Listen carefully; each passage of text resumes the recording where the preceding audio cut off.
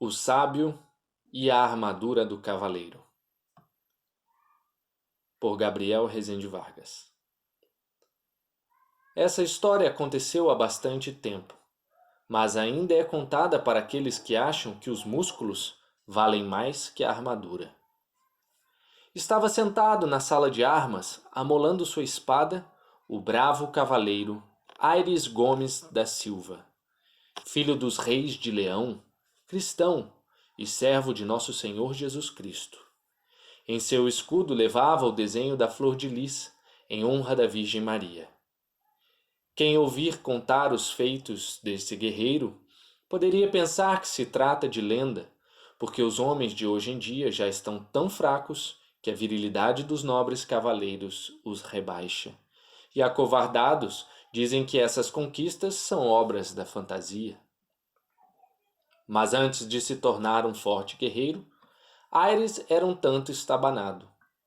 Dizem que ao entrar na cavalaria, aos 14 anos, tinha o costume de derrubar as espadas no chão quando lhe pediam para poli-las. Confundia a comida dos cavalos com a das ovelhas. Enfim, coisas desse gênero que faziam dele motivo de riso entre outros jovens. O tempo passava e o garoto aprendia algumas coisas, porém vagarosamente.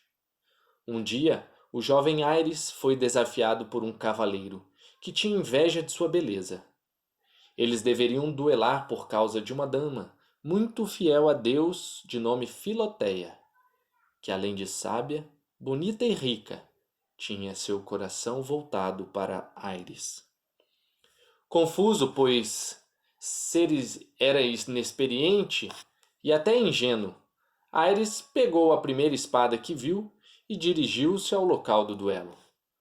Muitos curiosos do povoado estavam presentes, e entre eles, um pouco escondido, estava o ancião mais sábio do reino, o senhor Quiro Cordeiro, ou Mestre Quiro, como era conhecido. Filáucio aguardava no local designado para o duelo, montando um cavalo negro.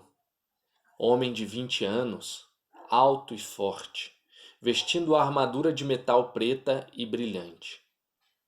Elmo, gorjal, espaldar, peitoral, braçal, cota de malha, coxote, grevas e um belo escudo de bronze. Qual não foi a surpresa das pessoas ao presenciarem o jovem Aires entrar no campo de batalha portando somente uma espada desgastada, sem vestimenta alguma para a batalha, nem sequer um escudo de madeira. Ao ver Filáucio preparado daquela maneira, o jovem Aires sentiu-se como que nu. Percebeu que morreria ao primeiro ataque, e se não morresse tão já, precisaria desferir dezenas de golpes a fim de causar algum arranhão na forte armadura do oponente. Fugir aos duelos é para os covardes, mas entrar em um despreparado é para os tolos. Pensava consigo como poderia sobreviver. Observava aquela situação o mestre Quiro. Sendo ele justo e caridoso, decidiu intervir e ajudar o inexperiente Aires. Então, abrindo sua boca, disse: "Um minuto da sua atenção, eu vos peço." Ouvindo a voz do respeitado ancião, todos imediatamente se calaram. "Temos aqui uma circunstância inusitada", continuou o mestre esboçando um sorriso. Um cavaleiro experiente desafia um jovem, ainda não preparado para as artes da guerra. E eis que o jovem, ignorante, põe-se em campo de batalha praticamente nu. Ouviu-se uma gargalhada geral. Até as criancinhas batiam palmas caçoando de Aires. "Senhor Filáucio, que pensas? Ganharias tu algum mérito vencendo um rapazote nu como este? Não seria antes motivo de chacota por vencer este despreparado?"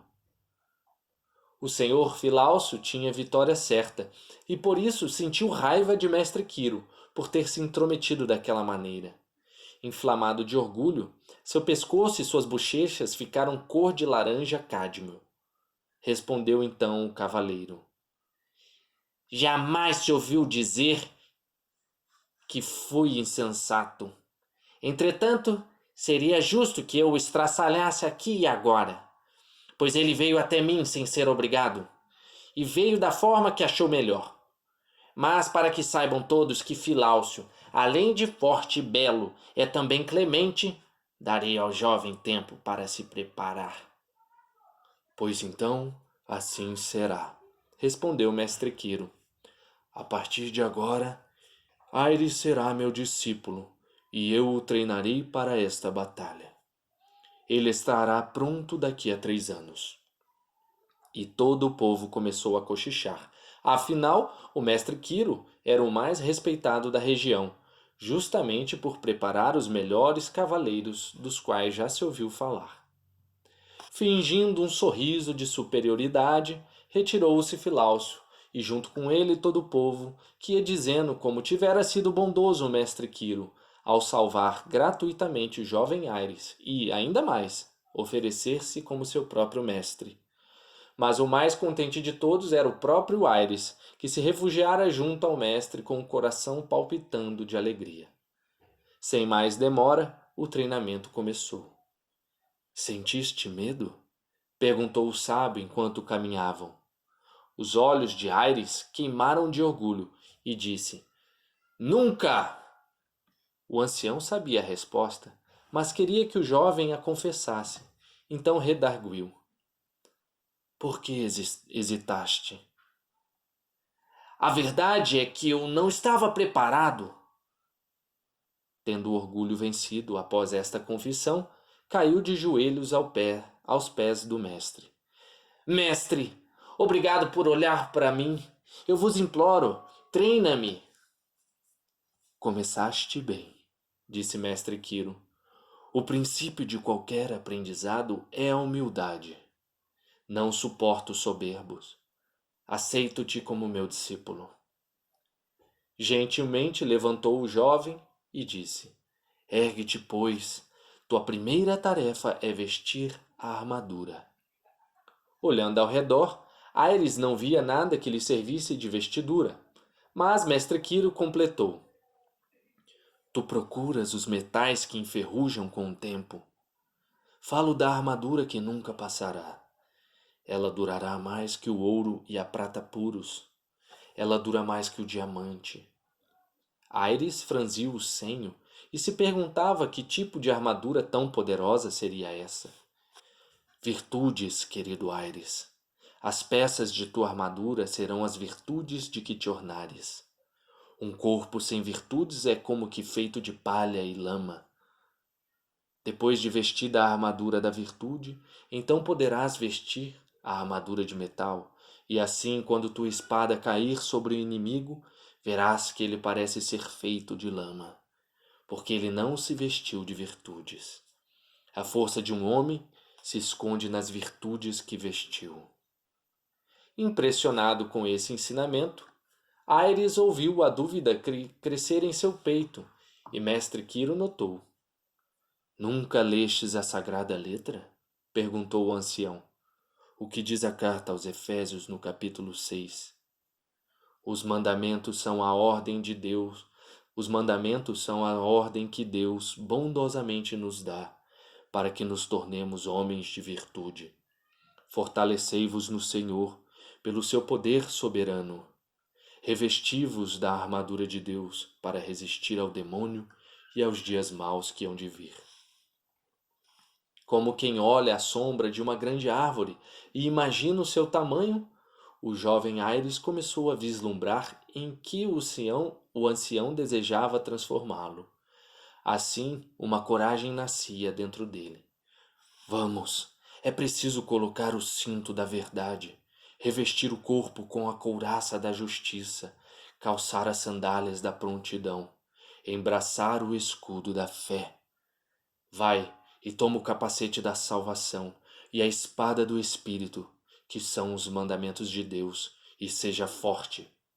De agora em diante, tudo o que é verdadeiro, nobre e justo, tudo o que é puro, amável e de boa reputação, tudo o que é virtude digno de louvor, isto deveis ter no pensamento.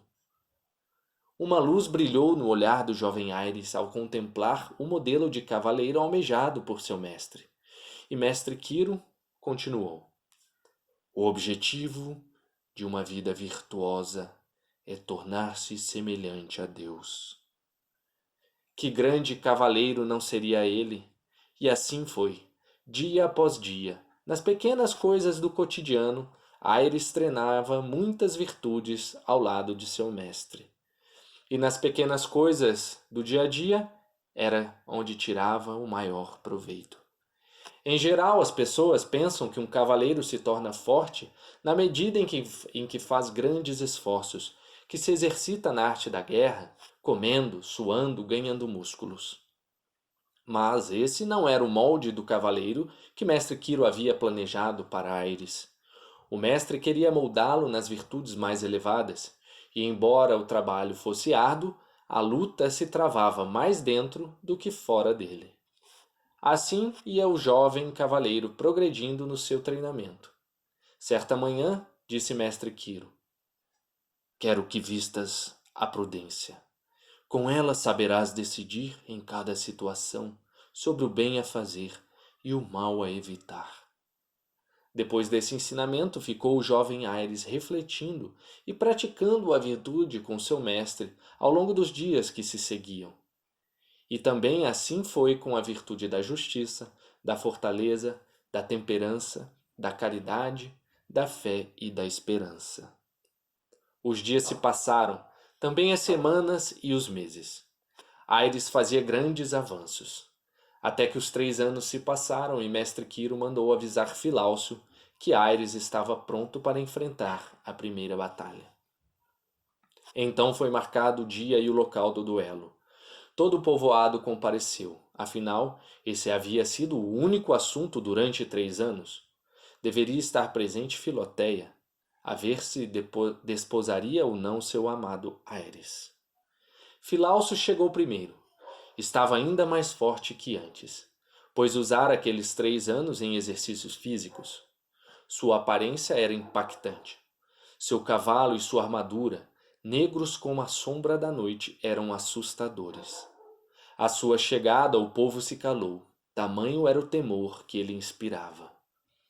Quiro parou à sombra de uma moreira para assistir ao duelo enquanto se deliciaria comendo alguns de seus frutos. A entrada de Aires Gomes da Silva tirou o povo do assombro em que estava. Houve um forte contraste entre o azul anil do céu e o cavalo e a túnica brancos de Aires que reluziam sob o sol daquela manhã. Sua armadura estava escondida, pois a túnica de pano cobria seu corpo, fazendo com que os mais distraídos se perguntassem: será que ele está forte? Os mais atentos, porém, sabiam que ele havia sido forjado nas virtudes, tornando-se um cavaleiro forte, porém humilde. Filoteia viu Aires entrar no campo de batalha de forma tão firme e ao mesmo tempo tão simples que seus olhos encheram-se de lágrimas. A uma distância de 40 passos, os cavaleiros se posicionaram um de frente ao outro. Puxaram suas espadas, ergueram seus escudos e alguém gritou: ao combate! Filáucio tinha o sangue borbulhando de raiva. Seu coração batia com força, ao passo que ia Aires Gomes da Silva tranquilo, mas firme e decidido a não perder. Os 2 cavalos corriam e durante a aproximação, por um pequeno instante, Aires percebeu que Filáucio erguera demais sua espada, tão raivoso estava. Tamanha era sua pressa em desferir um golpe mortal. Nesse movimento apressado, Aires notou uma pequena fresta embaixo do braço do cavaleiro negro. Aires mirou sua espada, mas não querendo ferir mortalmente seu oponente, fez um movimento de alavanca, decepando a junção que segurava o braçal de Filáucio. Ao mesmo tempo, recebeu Aires uma espadada furiosa em seu escudo. Os cavaleiros se afastaram, alguns metros por causa do impacto, e assim deram boas-vindas um ao outro. Fez-se um completo silêncio. O ar ainda não voltara aos pulmões da plateia. Um som inesperado os fez acordar. Caíra por terra o braçal de Filáucio. A multidão histérica gritou diante do grande feito, e muitos anos depois a proeza ainda era contada entre os jovens cavaleiros. Diante do barulho provocado pelos que assistiam, Filáucio, tomado pelo ódio, arrancou o outro braçal, em sinal de desafio e bravura. A multidão urrou com ainda mais força, embora mestre Quiro permanecesse calmo e quase sorridente. Sabia que não era bravura que Filáucio demonstrava, mas sim um descontrole. Antes que a grita diminuísse, os cavaleiros partiram para novo ataque.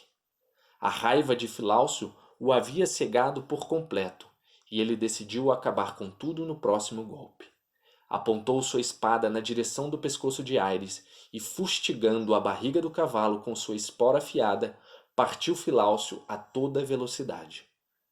Aires também partiu em direção ao combate. Embora estivesse calmo, não sabia exatamente o que ia fazer, e assim esperou até o último momento. E nesse instante final, quando a espada de Filáucio estava quase a tocar a armadura de Aires, viu o nó no do tecido por baixo do peitoral, que prendia toda aquela peça. Aires espanou a espada de Filáucio com seu escudo e a fez voar pelos ares, enquanto, no movimento rápido e preciso, sem usar de muita força, cortou o tecido que prendia o peitoral do cavaleiro negro. Fez-se novo silêncio. Os cavaleiros se afastaram. Só se ouvia o resfolegar dos cavalos. O peitoral de Filáucio caiu por terra. A turba urrava com esse grande feito. Filáucio já não tinha nada que o protegesse nos braços e no peito. A batalha estava terminada. Aires levantou a viseira de seu elmo. Todo o povoado imediatamente se calou, e sua voz soou retumbante. Há 3 anos, ó nobre Filáucio, tivestes clemência de mim quando entrei nu nesse campo de batalha. Agora chega a minha vez de ter clemência. Rogo-te que aceites minha proposta. Desejo encerrar essa batalha para que consigas uma nova armadura. Ouvindo isso, e percebendo o grande cavaleiro que Aires havia se tornado, as pessoas começaram a bater palmas em aprovação daquele gesto nobre. Filáucio sentia-se muito humilhado e pensava que se continuasse a batalha certamente morreria. Por outro lado, se aceitasse a clemência, era como se admitisse a derrota. Ficou confuso, não enxergava uma saída. Enquanto pensava assim, o povo gritava para ele diferentes coisas como: seja paciente e aceite. A próxima batalha será ainda melhor. Por outro lado, embaixo da moreira, mestre Quiro saboreava os frutos, enquanto Filoteia sorria calmamente.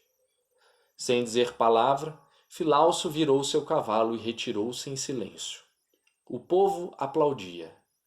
Filáucio fugiu daquele povoado sem deixar rastros. Tamanha foi sua vergonha e humilhação. Uns diziam que ele voltaria com força medonha, talvez juntasse um exército. Outros diziam que ele havia se matado. Ninguém saberia. E assim terminou a batalha, e o povo se retirou comentando tudo o que havia percebido. Ao se aproximar do mestre, Aires ouviu esta pergunta: que achas que ele vai fazer? Não sei, mas parece que não terminou. Muito bem. Prepara-te, porque desafios muito maiores deverás enfrentar. Este é apenas o começo. Assim, discípulo e mestre retiraram-se para dar continuidade ao treinamento. Essa foi apenas a primeira batalha do jovem Aires Gomes da Silva. Muitas outras e mais valorosas que essa se poderia contar. Contudo, toda vez que alguém quer ensinar sobre o valor de uma armadura, conta essa história. E você, vais vestir a sua armadura ou vai entrar nu no combate?